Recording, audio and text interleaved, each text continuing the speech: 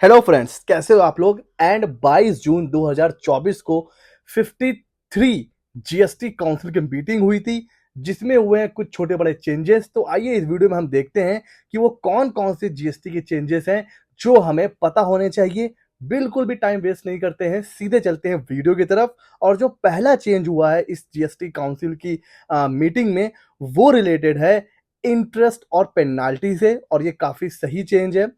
Interest और penalty का wave of हो जाएगा। कब?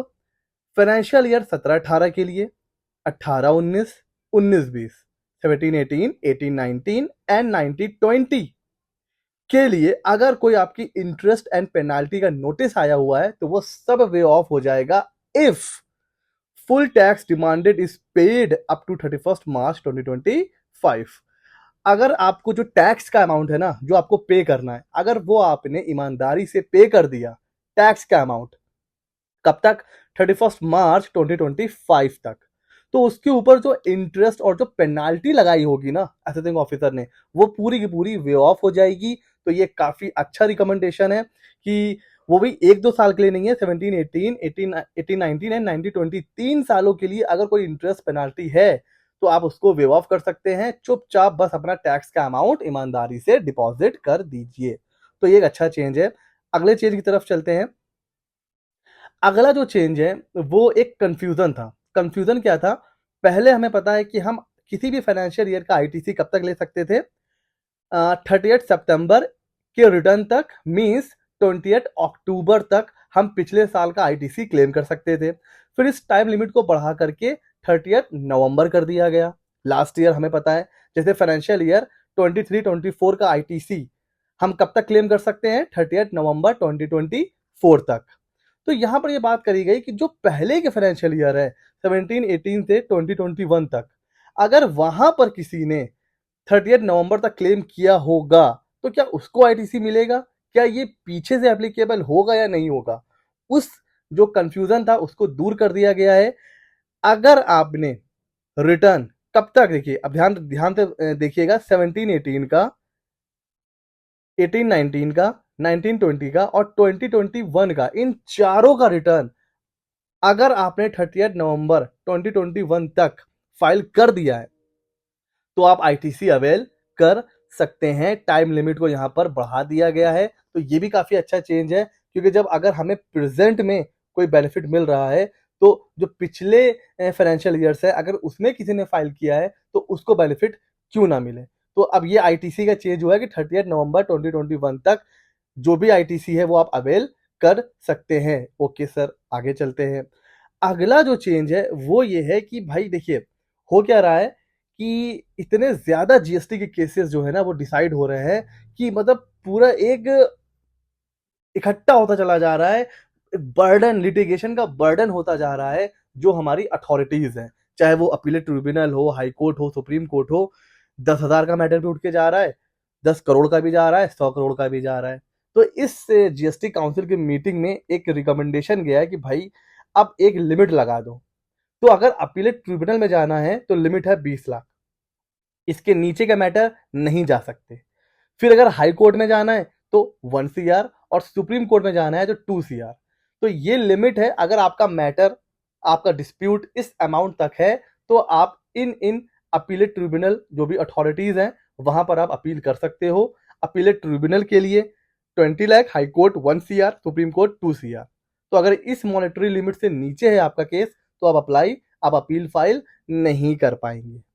अच्छा, अगला जो चेंज है वो रिलेटेड है सर, देखिए, अपील का लिमिट तो बता दी, लेकिन अपील करने से पहले हमें कुछ प्री डिपॉजिट भी करना पड़ता था पहले।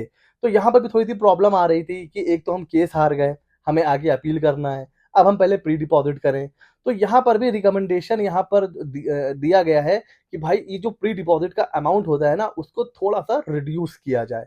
तो अभी कितना रिड्यूस कर रहे हैं ये तो नहीं पता है, जब फाइनल नोटिफिकेशन आएगा तब हमें पता चलेगा कि भाई कितना है। बट हाँ, प्री डिपॉजिट की जो लिमिट होती है, परसेंटेज होता है, वो भी रिड्यूस होने वाला है। अच्छा सर, अगला जो है चेंज वो भी काफी अच्छा है। वो कैसे अच्छा है? हमें जीएसटीआर 3B कब तक फाइल करना होता है? Every month 20th। तो अब उस दिन हमने अपना जीएसटीआर 3B फाइल नहीं किया, 1 हफ्ते का या कुछ महीनों का डिले हो गया। अब हमारे ऊपर लगता था इंटरेस्ट, वो इंटरेस्ट अब नहीं लगेगा। कंडीशन क्या है?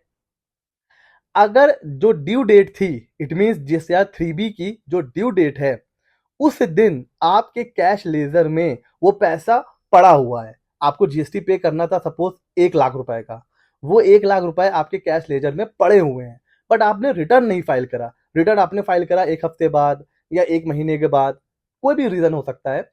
क्योंकि पैसा आपके लेजर में पड़ा हुआ था, इसलिए आपके ऊपर डिले फाइलिंग ऑफ रिटर्न का जो इंटरेस्ट लगता था वो नहीं लगेगा। लेट फीस लगेगी 20 rupees per day, 50 rupees per day, जो भी होगा, बट इंटरेस्ट नहीं लगेगा अगर कैश लेजर में उतना पैसा पड़ा हुआ है तो ये भी एक तरीके से अच्छा चेंज है कि जब पैसा ऑलरेडी पड़ा हुआ है तो इंटरेस्ट काय को लेना, है कि नहीं? अच्छा सर। अच्छा, जीएसटी एग्जेम्पशन मिल सकती है किसको? इंडियन रेलवेज जो कॉमन मैन को सर्विस देती हैं। बहुत सी सर्विस है, अकोमोडेशन की सर्विस होती है, गेस्ट रूम की सर्विस है, और जो third AC, second AC, first AC का जो टिकट होता है उस पे भी जीएसटी लगता है, तो हो सकता है वो भी एग्जेम्पशन मिल जाए। इसके अलावा भी एड ऑन सर्विसेज होती हैं, उस पे भी जीएसटी लगता है। गेस्ट रूम वगैरह बुक करते हैं उस पे भी लगता है। तो ये सारी चीजों पर जो जीएसटी लगता था, इनमें भी एग्जेम्पशन मिल जाएगी, तो ये भी काफी अच्छा चेंज है। Okay sir. हमें पता है कुछ स्टेट्स जैसे गुजरात वगैरह में जब हम जीएसटी रजिस्ट्रेशन करवाते हैं तो बायोमेट्रिक बेस्ड ऑथेंटिकेशन इनेबल हो चुका है वहां पर।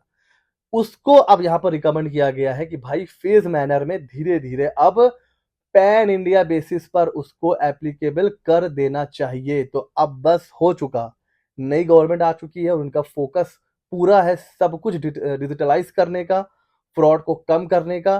तो उसके तहत अब ये जो चेंज है ना पूरे इंडिया में एप्लीकेबल होने वाला है। बायोमेट्रिक बेस्ड ऑथेंटिकेशन हर तरीके की जीएसटी रजिस्ट्रेशन के लिए एवरी स्टेट पे एप्लीकेबल होने वाला है, तो ये भी रिकमेंडेशन दिया गया है। एंड अगला जो चेंज है वो ये है कि टैक्स के बर्डन को कम करने के लिए जो ऑनलाइन सप्लायर वगैरह हैं जिनके ऊपर टीसीएस लगता है, तो टीसीएस के रेट को 1% से कम करके 0.5% कर दिया गया है। तो ये भी एक काफी अच्छा आप कह सकते हो कि चेंज है टैक्स पेयर के पॉइंट ऑफ व्यू से। तो ये वो बड़े बड़े चेंजेस हैं जो हमें जानना थे, बहुत इंपॉर्टेंट। इसके अलावा भी कुछ चेंज हुए हैं बट वो कुछ उतने इंपॉर्टेंट नहीं है। ये वो चेंजेस थे जिनका डायरेक्टली इंपैक्ट था और जिन्हें जानना हमारे लिए था इंपॉर्टेंट। ऐसे ही मजेदार अपडेट्स, मजेदार अमेंडमेंट्स, मजेदार इंफॉर्मेटिव वीडियोस मैं सीए शमशेल अपने इस चैनल पर लाता रहता हूं। सीए मित्र 24, नीचे है सब्सक्राइब का बटन, सब्सक्राइब कर लीजिए। मिलते हैं अगले नॉलेजेबल वीडियो में।